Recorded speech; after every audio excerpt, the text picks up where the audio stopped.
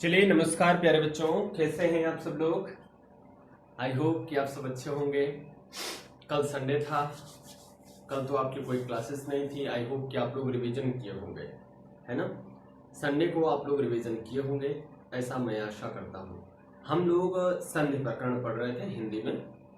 तो संधि में मैंने आपको 4 संधियाँ बता दी थी। स्वर संधि की, स्वर संधि की मैंने 4 संधियाँ बता दी थी। दीर्घ संधि, यण संधि, गुण संधि और वृद्धि संधि।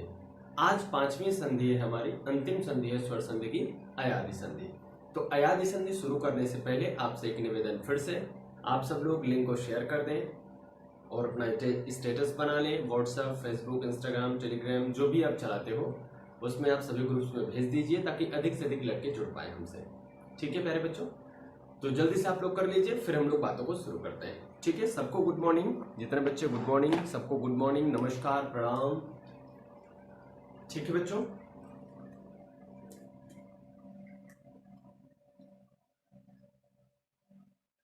चलिए आइए जी। आज की हमारी जो संधि है प्यारे बच्चों वो है 5वीं संधि, अयादि संधि। 5वीं संधि है अयादि संधि, अयादि संधि।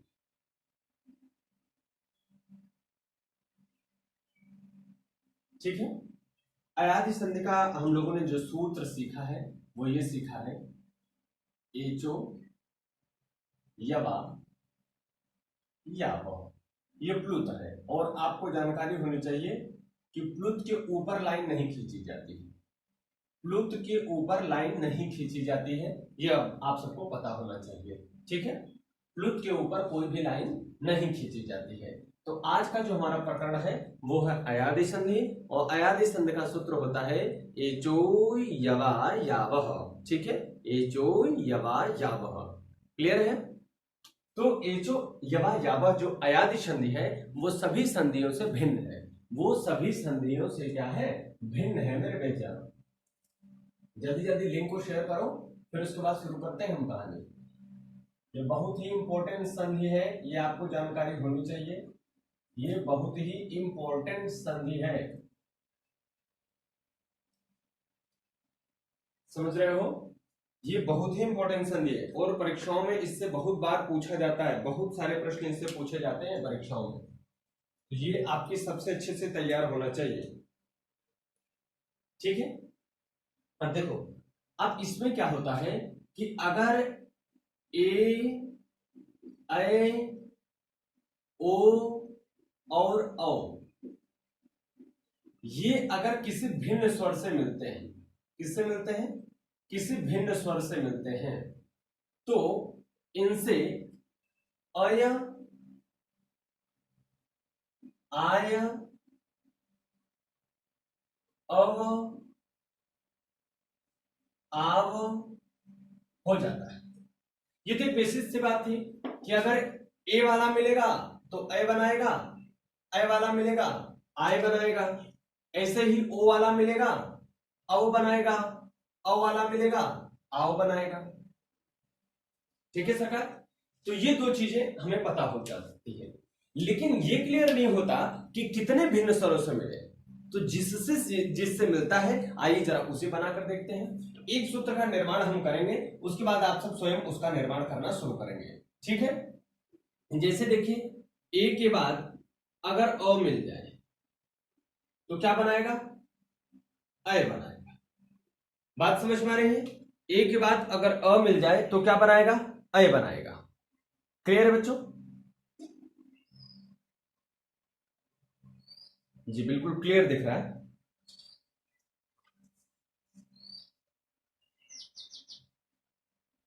ठीक है, ए के बाद अ मिल जाए तो अय बनाएगा, और अगर ए के बाद आ मिल जाए तो क्या बनाएगा, तो ये बनाएगा आय। ठीक है, ए के बाद अगर छोटी ई मिल जाए या ह्रस्व ई मिल जाए तो क्या बनाएगा, अय। अगर ए के बाद बड़ी ई मिल जाए तो क्या बनाएगा, अय। ऐसे ही ओ के बाद, ऐसे ही ऐ के बाद भी अगर हम मिला दें तो भी ऐसे ही बात होगी। ठीक है, सॉरी ये हमने गलत लिख दिया, ए के बाद।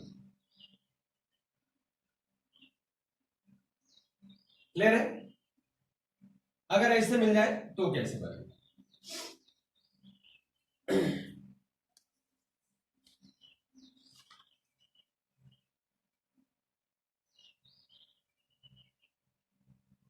ठीक है, चाहे ए के साथ मिलाइए चाहे ए के साथ मिलाइए, दोनों के साथ ही बता रहा हूं, चाहे ए के साथ मिलाए चाहे ए के साथ मिलाए, दोनों दोनों। यहां से मैं लिख देता हूं, यहां पर भी ए लिख देता हूं, यहां पर भी ए लिख देता हूं, आप दोनों के साथ, ताकि ये जानते रहे।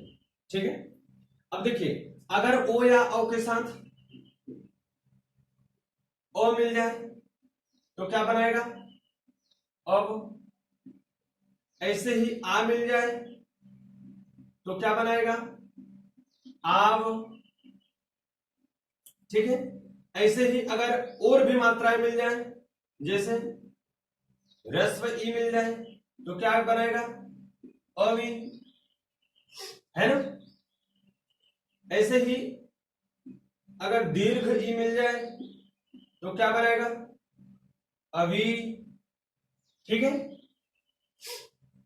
ऐसे ये वर्णों का निर्माण करेगा। अब याद रखें कि यदि ये बनेगा, जैसे मैं एक शब्द लिख करके आपको समझाता हूं,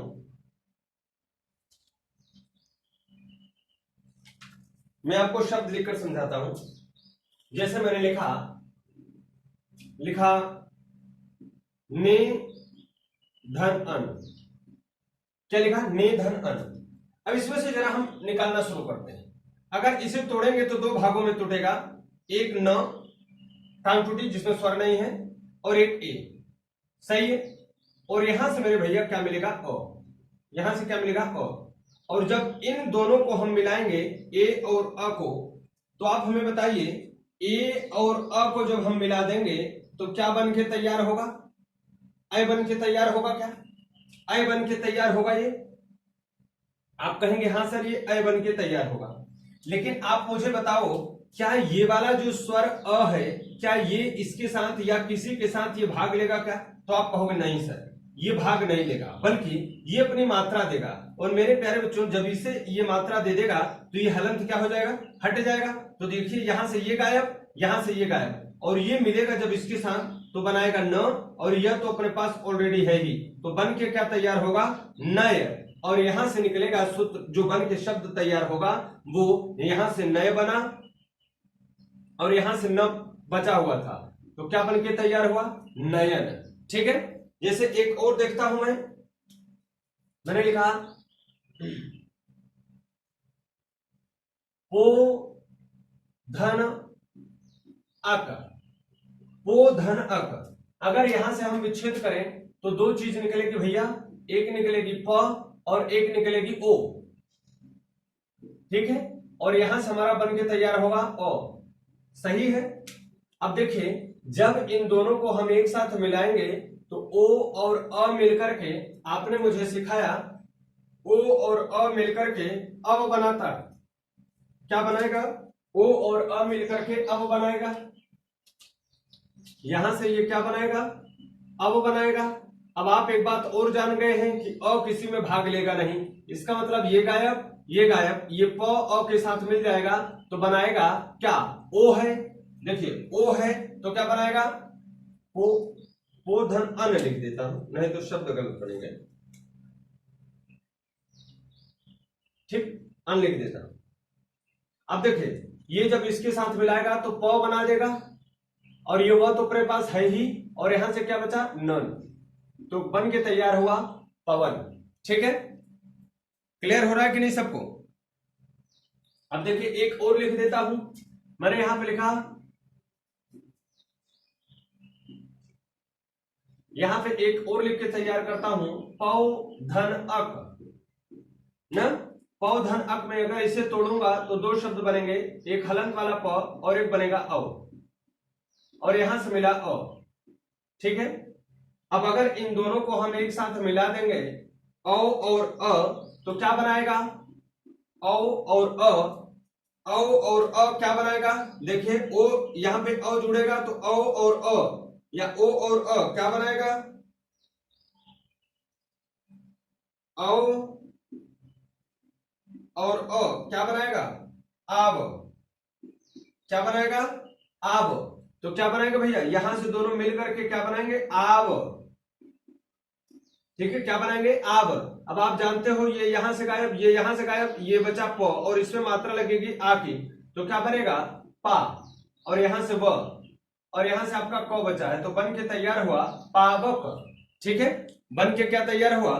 पावक। एक बार इसे आप लोग लिखें, फिर आपको कुछ शब्द देते हैं, जल्दी से लिखेंगे।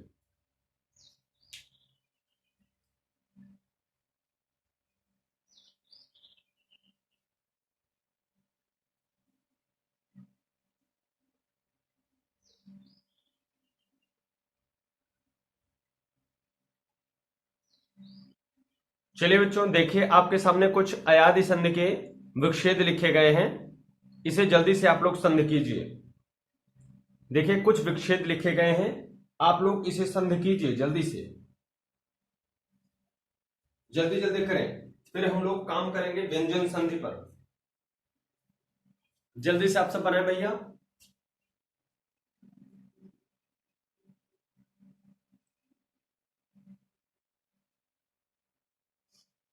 चलिए भाई, बहुत अच्छा,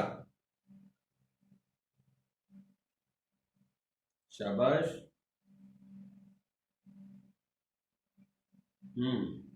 वेरी गुड।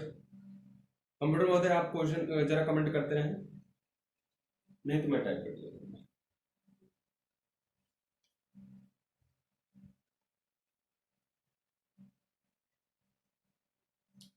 चलिए आइए प्यारे बच्चों बनाते हैं।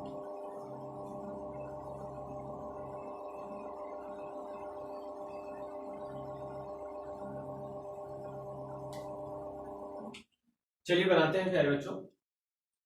जैसे देखिए लिखा गया है शे धन अन, ए और अ मिलके अय बनाएगा, तो बनेगा क्या? शयन। क्या बनेगा? शयन। देखिए नए धन अक लिखा है, तो नए धन अक, अय और अ मिलकर क्या बनाएगा? आय। ए और अ मिलकर क्या बनाएगा? अय। तो क्या बनाएगा? नायक। ठीक है, गए धन अक मिलके, अब बताओ जल्दी से, गायक। ठीक है, गए धन अन मिलके क्या बनाएगा? गायन। ठीक है, भो धन अन मिलके क्या बनाएगा? भावन। ठीक है, ठीक है, ठीक है, क्या बनाया? भौधन, सॉरी, भोधन अन है, तो बनाएगा भवन। भवन। अगर यही भौधन अन रहता तो, भौधन अन रहता तो क्या बनाता? ठीक है, भावन भी एक लिख दिया हूं, मैं बता देता हूं। श्रोधन अन तो क्या बनेगा? श्रवण। ठीक है, एक मैं यहां पे और लिख देता हूं, श्रावण। यहां पे देखिए पोधन इत लिखा है, क्या बनेगा भैया? पवित्र। ठीक है, गोधन इनी क्या बनेगा? गाविनी। क्या बनेगा? गविनी। ठीक है, गोधन ईश क्या बनेगा? बड़ी एक मात्रा है, गवीश।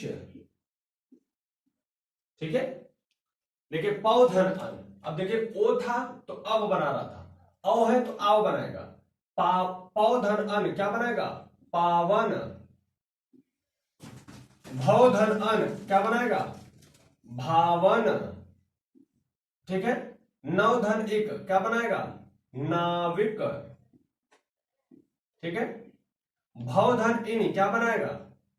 भाविनी। ठीक है बच्चों, ऐसे देखिए भावुक है तो क्या बनाएगा? भाव धन उक। ठीक है, भावुक है, आ है ना, तो औ बनाएगा भावुक। देखिए गायिका है तो क्या बनेगा बच्चों? गए धन इका। गए धन इका। नायिका है तो क्या बनाएगा? अब देखिए ना आया है, फिर बनेगा नए। नए धन इका। ठीक है, भावन है, क्या बनाएगा?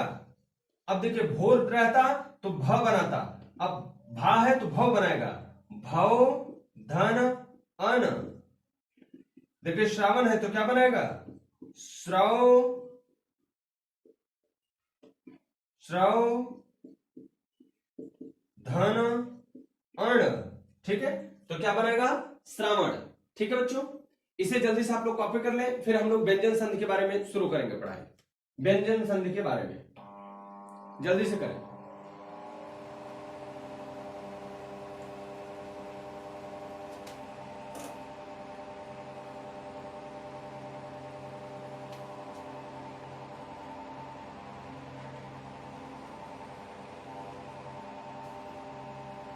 जल्दी जल्दी बना लें।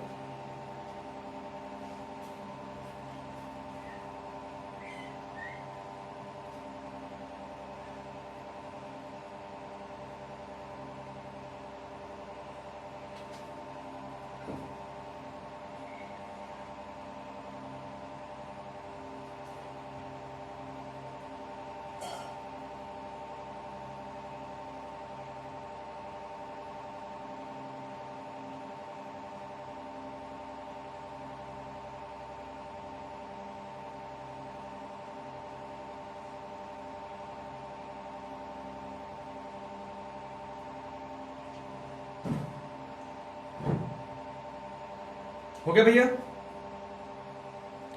अब हम लोग व्यंजन संधि के बारे में अध्ययन शुरू करें।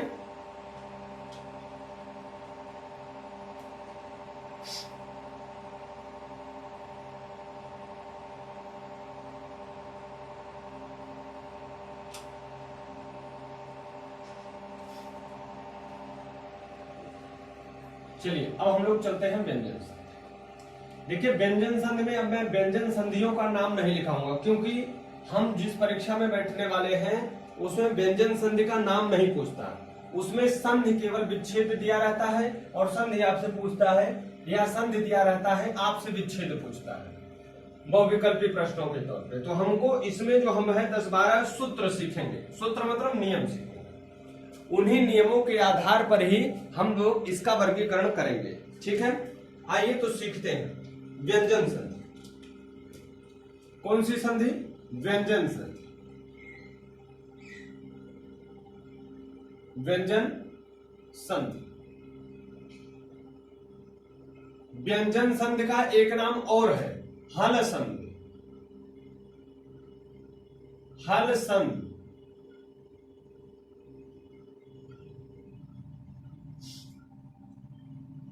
है ना। जैसे स्वर संधि को वच संधि कहते हैं, वैसे इसको हल संधि कहते हैं। हल संधि क्यों कहते हैं? क्योंकि जब आप माहेश्वरी सूत्र देखेंगे, पाणिनीय सूत्र देखेंगे, तो वहां पे हल आपका जो व्यंजन है, जो ह से लेकर ल तक, हल तक आने वाले वर्ण हैं, वो वहां पर पूरे जो व्यंजन जितने हैं वो सभी हल के अंतर्गत आते हैं। तो इसीलिए इसका नाम हल संधि भी रखा गया है। ठीक है, माहेश्वर सूत्र कभी आपको दिखाएंगे तो उसमें संस्कृत पढ़ाते वक्त आपको बताएंगे। तो व्यंजन संधि का जो है उसको हम हल संधि भी कहते हैं। ठीक है, व्यंजन संधि को हम लोग हल संधि भी कहते हैं। अब व्यंजन संधि होती क्या है मैंने आपको पहले ही बता रखा है। व्यंजन संधि क्या होती है तो मैंने कहा था कि जब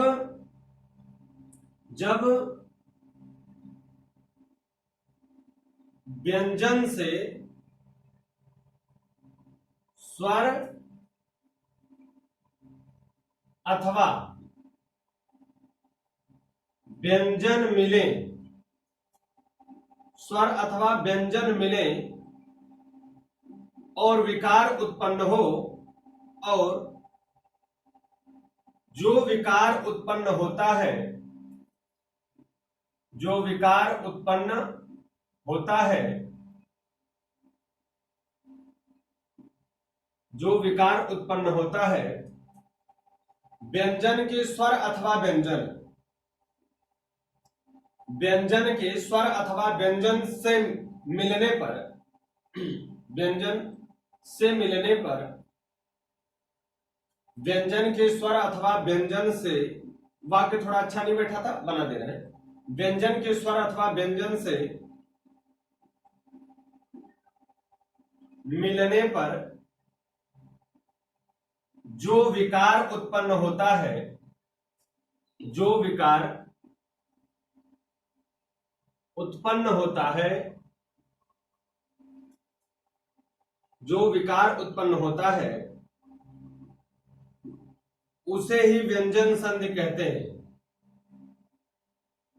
उसे ही व्यंजन संधि कहते हैं।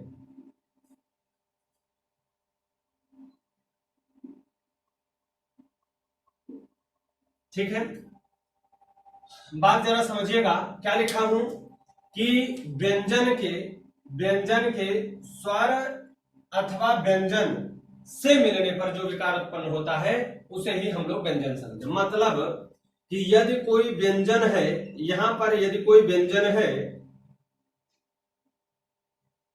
ये क्यों यहां मैं लिख रहा हूं इसका भी कारण इसी व्यंजन संधि में ही आपको पता चलेगा। यदि कोई व्यंजन है और इससे कोई दूसरा व्यंजन मिल जाए तो भी जो संधि बनेगी वो व्यंजन संधि बनेगी। कौन सी संधि बनेगी? व्यंजन संधि बनेगी।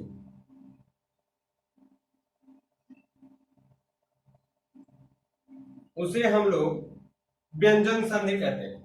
ठीक है, और दूसरा, यदि कोई व्यंजन, अब ये स्वर नहीं होना चाहिए, व्यंजन ही होना चाहिए, यहां पे स्वर और व्यंजन आ सकते हैं। यदि किसी व्यंजन से कोई स्वर मिल जाए तो जो बनने वाली संधि है वह भी मेरे भैया क्या बन के तैयार होगी? व्यंजन संधि बन के तैयार हो गई। व्यंजन संधि बन के तैयार हो गई। क्लियर है? ये बात आप लोग याद रखेगा। तो व्यंजन संधि क्या होगी? किसी व्यंजन अथवा स्वर से मिलने पर बनने वाली संधि आपकी क्या कहलाएगी? व्यंजन संधि कहलाएगी, है ना?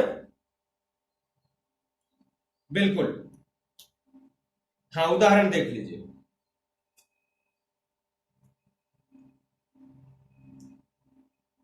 ठीक, देखिए, जैसे मैंने उदाहरण में लिखा दिक धन अंत, ठीक, मैंने लिखा जगत धन ईश ना, जैसे मैंने लिखा दिक धन गज उत धन लास, ये हमने 4 विच्छेद लिखे हुए। आइए जरा इसे करके देखते हैं। यहां पर देखिए, ये जो मिला ये व्यंजन वर्ण है, इसमें कोई मात्रा नहीं, और यहां पे जो मिला ये क्या मिला? स्वर मिला, और ये दोनों मिल करके एक अलग व्यंजन का जन्म देंगे और बनेगा। कैसे देंगे वो भी बाद में बताऊंगा, तब ये सब पूरा कारण बताऊंगा। दिगंत बनेगा, क्या? दिगंत। ऐसे यहां पर अगर आप देखें तो क्या है? त वर्ण, और यहां सब ई है, और ये दोनों मिल करके ये त वाला द में चला जाता। कैसे होगा बताऊंगा। ये व्यंजन, ये स्वर मिलकर के एक नया व्यंजन का निर्माण करेगा, तो बनेगा क्या? जगदीश।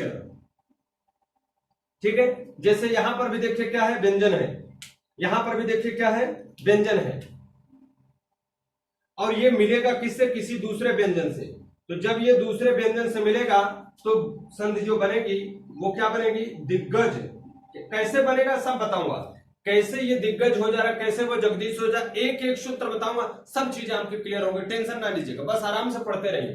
तो दिक और गज, यहां से व्यंजन, यहां से अभी देखिए जो मिल रहा था ये स्वर था, और एक दूसरे स्वर से मिल रहा था, सॉरी, ये एक व्यंजन था और एक दूसरे स्वर से मिल रहा था।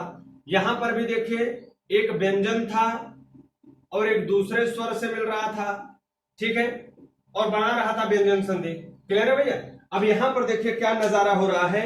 यहां पर दिख एक एक व्यंजन जो है, ये एक जो व्यंजन है ये मिल किससे रहा है भैया? ये दूसरे व्यंजन से मिल रहा है, ये दूसरे व्यंजन से मिल रहा है, ठीक है, तो भी जो बना रहा है व्यंजन संधि बना रहा है। यहां पर देखिए उत, ये भी व्यंजन है, और यहाँ पे लास, ये भी एक व्यंजन है, और ये व्यंजन जब ये दूसरे व्यंजन से मिल रहा है, यह व्यंजन जब एक दूसरे व्यंजन से मिल रहा है, तो यह भी जो संधि का निर्माण कर रहा है वो कौन सी संधि बना रहा है? आपका बनाएगा उल्लास। क्या बन के तैयार होगा? उल्लास। उत धनलास कैसे बन के तैयार होगा? उल्लास। एक एक नियम आपको बताऊंगा, इसे आप लोग पढ़े लिखे, इसे आप लोग जल्दी से कॉपी करें, फिर आपको एक एक नियम समझाना शुरू करता हूं।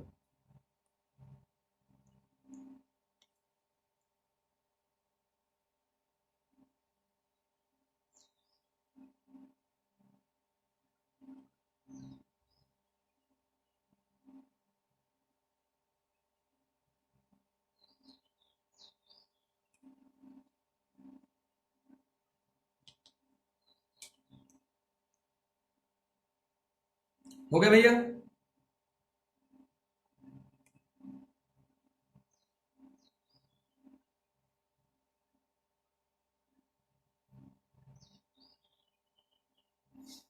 चलिए, अब व्यंजन संघ का पहला नियम, पहला नियम यह है कि अगर किसी वर्ग का जो पहला व्यंजन है, पहला वर्ण है, वो उसी वर्ग के तीसरे अथवा चौथे वर्ण से मिले, या फिर किसी स्वर से मिले, या अंतस्थ व्यंजन से मिले, तो जो पहला वाला वर्ण होता है, वर्ग का पहला वर्ण होता है, कचट तपा होता है जो, वो वर्ग के तीसरे, अपने ही वर्ग के तीसरे वर्ण में परिवर्तित हो जाता है, अपने ही वर्ग के तीसरे वर्ण में परिवर्तित हो जाता है। मैं बात को एक बार फिर से कहता हूं, अगर किसी वर्ग का पहला वर्ण है वो किसी स्वर से मिल जाता है, या किसी उसी वर्ग के किसी तीसरे अथवा चौथे वर्ण से मिल जाता है, तीसरे अथवा चौथे वर्ण से मिल जाता है, या अंतस्थ व्यंजन से मिल जाता है, तो वो जो प्रथम वर्ण होता है वो तृतीय वर्ण में परिवर्तित हो जाता है। ये बात आप याद रखें। क्या करेंगे?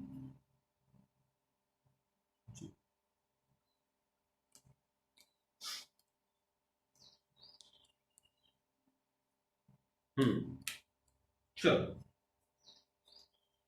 देखिए, जो बच्चे आशीष पांडे ट्यूटोरियल्स देख रहे हैं वो लोग अपना कमेंट करेंगे, उनका कमेंट मैं हो सकता है टाइप करके दूं, ठीक है, उनका कमेंट मैं टाइप कर दिया करूंगा।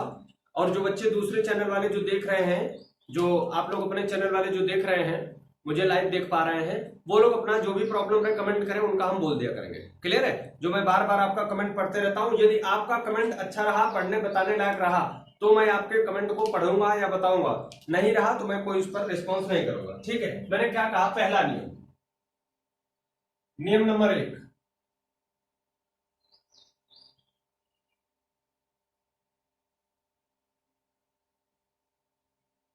अगर किसी वर्ग का, मैं पहले लिख देता हूं,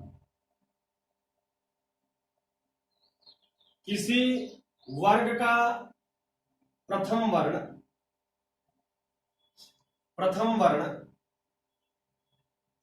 यदि किसी वर्ग के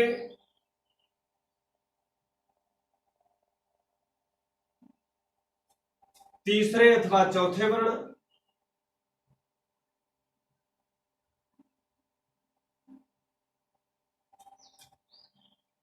अथवा किसी स्वर,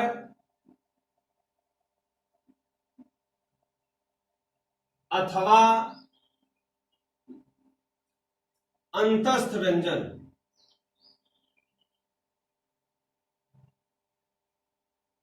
अथवा अंतस्थ व्यंजन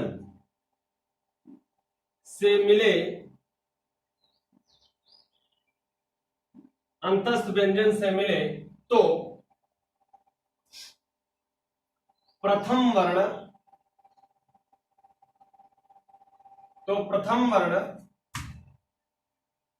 अपने ही वर्ग के, प्रथम वर्ण अपने ही वर्ग के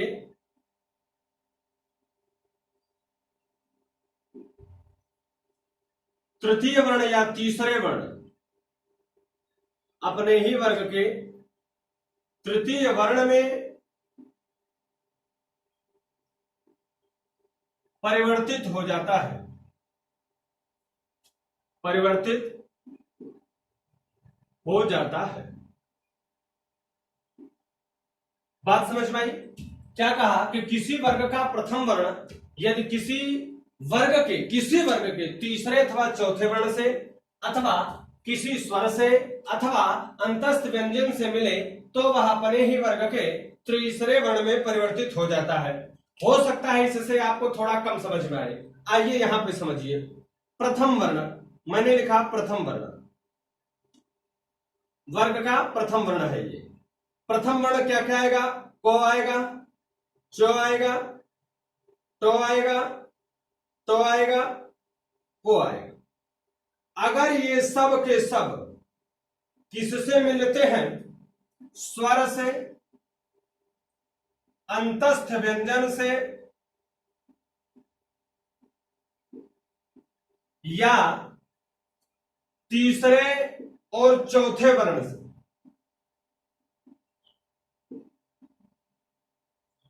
तीसरे ऑब्लिक चौथे वर्ण से। तो बनते क्या है भैया? ये जो प्रथम वर्ण वाला है, ये जो प्रथम वर्ण वाला है, यही अपने आप का तृतीय वर्ण हो जाता है। ये अपने आप का तृतीय वर्ण हो जाता है। अब इसी चीज को यहां पर देखिए, स्वर अयूरी है, अ ई उ रे, या इसी का दीर्घ आ ई उ ए ओ औ। इससे मिले, या अंतस्थ व्यंजन य र ल व, इससे मिले, या तीसरे और चौथे। देखिए क का तीसरा है गौ, चाहे गौ से मिले चाहे घ से मिले, चाहे ज से मिले चाहे झ से मिले, चाहे ड से मिले चाहे ढ से मिले, चाहे द से मिले चाहे ध से मिले, चाहे ब से मिले चाहे भ से मिले। इतने से यदि ये मिलते हैं तो बनाएंगे क्या? तो बनाएंगे क्या? अब देखिए हलंत लगा, इसका मतलब इसमें स्वर नहीं है। इसमें स्वर नहीं है तो जो बनेगा उसमें भी स्वर नहीं रहेगा। याद रखिएगा, कोई भी चीज हम बोनस में नहीं दे देते हैं, जो जैसा है वैसा बनेगा। क का बनेगा ग, तो ग में भी क्या रहेगा? हलंत, अर्थात ग भी आधा बनेगा। च का बनेगा ज, तो ज में भी क्या रहेगा? हलंत। त का बनेगा ड, तो ड में भी क्या रहेगा? हलंत। त का बनेगा द, तो द में भी क्या रहेगा? हलंत। ऐसे ही प का बनेगा ब, तो ब में भी क्या रहेगा? हलंत। इसका अगर कुल मतलब हम मिला के आपको कहें तो ये बनेगा आधा ग, ये बनेगा आधा ज, और ये बनेगा आधा ड, ये बनेगा आधा द, और ये बनेगा आधा ब। इतनी बात आप लोग समझ जाइए। इसे आप लोग लिखिए, तो मैं उदाहरण आपको करके दिखाऊं तो ज्यादा बेहतर समझ में आएगा। जल्दी से आप लोग इसे कॉपी करें।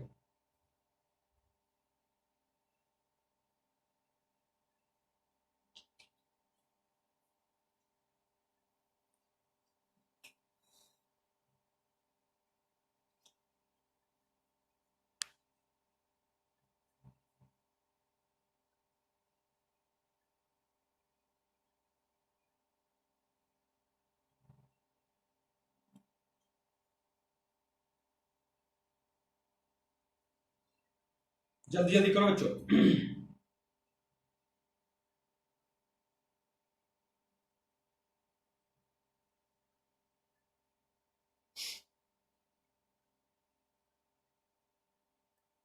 चलिए मिटाते हैं। देखिए एक बार इसे फिर समझ लीजिए। मैंने क्या कहा कि अगर प्रथम वर्ण से स्वर, अंतस्थ व्यंजन या तीसरे या चौथे वर्ण मिलते हैं तो वो प्रथम वर्ण तीसरे वर्ण में परिवर्तित हो जाता है। बस इतनी सी बात है। अब इसी बात को हम सबको उदाहरण के माध्यम से समझ लेना है। पहला नियम आपको समझा रहा हूं।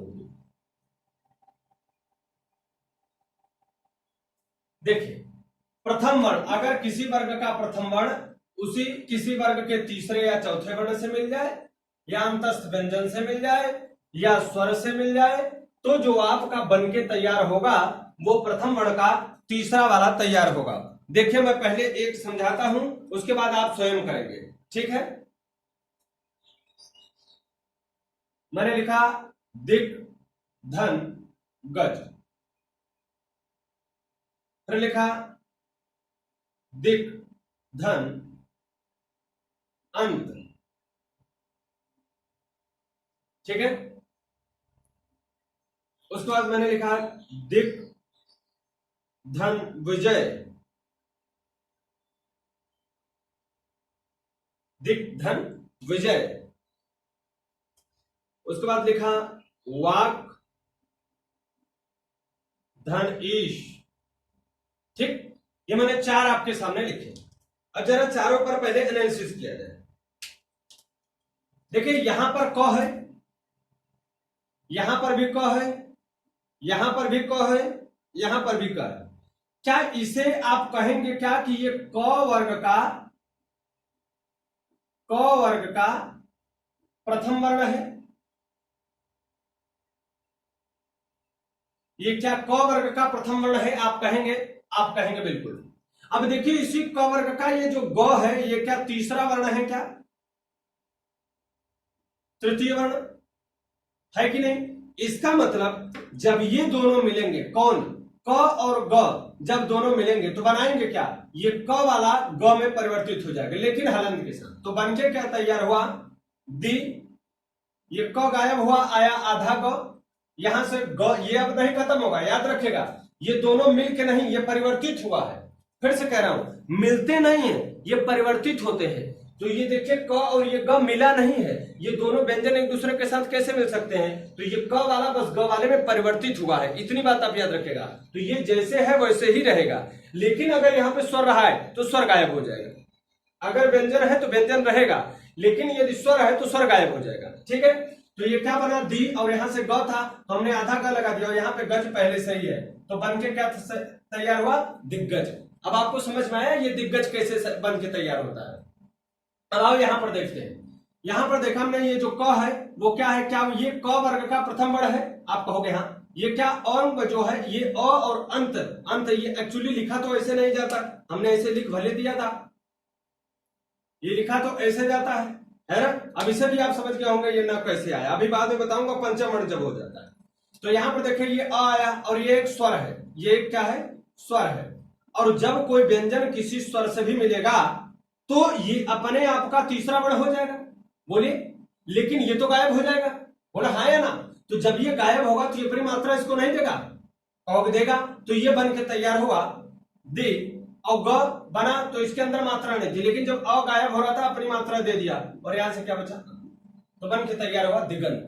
ठीक है, अब यहां पे देखिए क है प्रथम वर्ण, और यहां से देखिए व आया है। वह क्या है? अंतस्थ व्यंजन है कि नहीं है? अंतस्थ व्यंजन है, और ये अंतस्थ व्यंजन मिलेगा तब भी ये ग बन जाएगा, लेकिन ये कहीं नहीं जाएगा। तो यहां से देखिए क्या बना? दी और आधा ग, और यहां से विजय बचा था।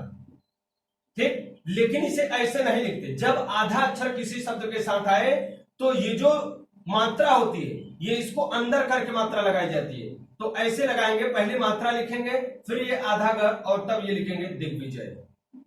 लेकिन यही मात्रा अगर बड़ी वाली नहीं होती तो यह प्रक्रिया न होती। अगर मान लीजिए गलती में लिख रहा हूं, अगर ये ऐसे रहा होता दिग्विजय, तब ये कोई दिक्कत नहीं, तब आप ऐसा लिख सकते हैं। ठीक है, अब देखिए वाक धन इस, तो क वाला परिवर्तित होगा ग वाले में, और ये इसकी अपनी मात्रा दे देगा तो बनेगा गी, और ये हो जाएगा गायब, ये हो जाएगा गायब, तो क्या बनेगा? वागीश। क्या बनेगा बच्चा? वागीश। समझ में आई इतनी बात? इतनी बात आप सबको समझ में आया क्या? जल्दी से कंप्यूटर महोदय कुछ क्वेश्चन लगाइए। आप कंप्यूटर महोदय कुछ क्वेश्चन लगाइए व्यंजन संधि के पहले नियम से संबंधित।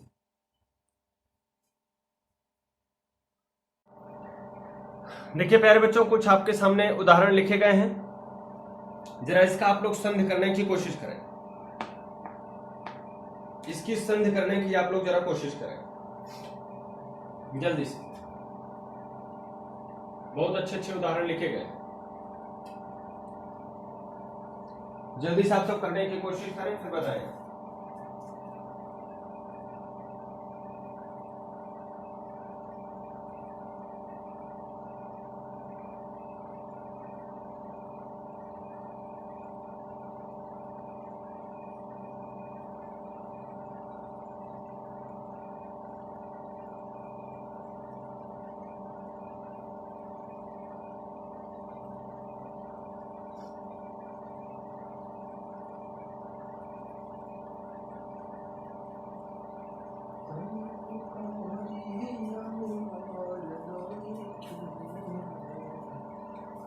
हो गया सरकार?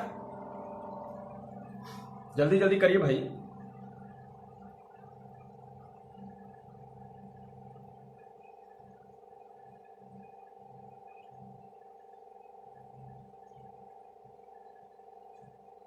आइए बना,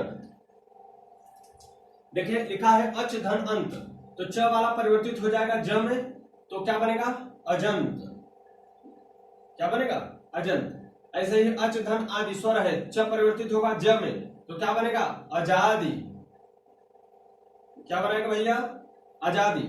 ट है, ट परिवर्तित होगा किसमें ड में, ट परिवर्तित होगा ड में। ठीक है, तो क्या बनेगा षडानन। अब ये इसके साथ अपनी मात्रा दे देगा, क्या बनाएगा षडानन। यहां से देखिए ट परिवर्तित होगा ड में और ये हो जाएगा रिपो, तो क्या बन जाएगा षड्रिपो। ठीक, यहां पे भगवत तो है द में परिवर्तित हो जाएगा, तो क्या बनाएगा भगवत भजन। भगवत भजन। ऐसे ही भगवत गीता होगा, भगवत धन गीता, भगवत धन गीता, तो भगवत गीता। उत धन योग, तो क्या बनाएगा त परिवर्तित होगा द में, तो बनेगा उद्योग। ऐसे ही उत धन वेग है तो उद्वेग बनाएगा। ठीक है, देखिए लिखा सत धन भावना, तो त परिवर्तित होगा द में, तो क्या बनाएगा सद्भावना। सद्भावना। ठीक है बच्चा, त परिवर्तित होगा द में, तो क्या हो जाएगा सद्गुण। क्या हो जाएगा सद्गुण। प परिवर्तित होगा प फ ब में ना, हलंत लगा के, तो क्या बनाएगा अब्ज। ठीक है, प परिवर्तित होगा ब में, तो क्या बनाएगा अवधि। वही वाली बात, मात्रा पहले और आधा वाला बाद में, अवधि। सुख धन अंत, देखिए ये सबके अंत में यहां पे हलंत रहेगा, तो प परिवर्तित होगा प फ ब में ना, तो क्या बनाएगा सुबंत। अब ये मात्रा इसको दे दिया भैया सुबंत। दिक धन दर्शन का परिवर्तित होगा ग में, तो क्या बनाएगा दिग्दर्शन। दिग्दर्शन। दिग्दर्शन। ऋग क परिवर्तित होगा ग में, तो क्या बनाएगा ऋग्वेद। ठीक है, उत धन घाटन, तो जाएगा त थ द में, किसमें जाएगा त थ द में, तो क्या बनाएगा उद्घाटन। जो बड़े बड़े नेता लोग करते हैं। लिखा है सत धन धर्म, तो त परिवर्तित होगा द में, तो क्या बनाएगा सद धर्म। सद धर्म। जगत धन आधार, क्या बनाएगा ज त परिवर्तित होगा द में, तो क्या बनाएगा जग ज ग दा धार। जगत धन गुरु, तो त परिवर्तित होगा द में, तो क्या बनाएगा जगत गुरु। जगत गुरु। क्लियर बेटा, त परिवर्तित होगा फिर से द में, तो क्या बनेगा जगदम्बा। जगदम्बा ना, 22 तारीख से गुप्त नवरात्रि शुरू हो रही है, जगदम्बा। ठीक है, तो ये व्यंजन संधि का पहला नियम था मेरे प्यारे दोस्तों, ये पहला नियम हमने आपको बताया। अब इसके और भी ऐसे ही नियम है, 10-12 नियम है, जिसे हम लोग अगर जान जाएंगे तो व्यंजन संधि आराम से कर लेंगे, उसमें से कोई भी प्रश्न आपको तकलीफ नहीं देगा। तो इसे आप लोग पढ़ लीजिए, 1-2 बार वीडियो को देख करके रिवाइज कर लीजिए, इसका नोट्स बना लीजिए। उसके बाद हम लोग मिलेंगे कल इसी टाइम पर फिर से मैथ हिंदी के अगले व्यंजन संधि के अगले नियम के साथ। ठीक है, तब तक आप लोग भोजन वगैरह कर लीजिए, आइए मैथ की क्लास में आपसे फिर से मिलते हैं। ठीक है बच्चों, तब तक के लिए अपना ध्यान रखें, फिर से मिलते हैं मैथ में, आइए मैथ पढ़ते हैं। ठीक है, थैंक यू, बाय बाय।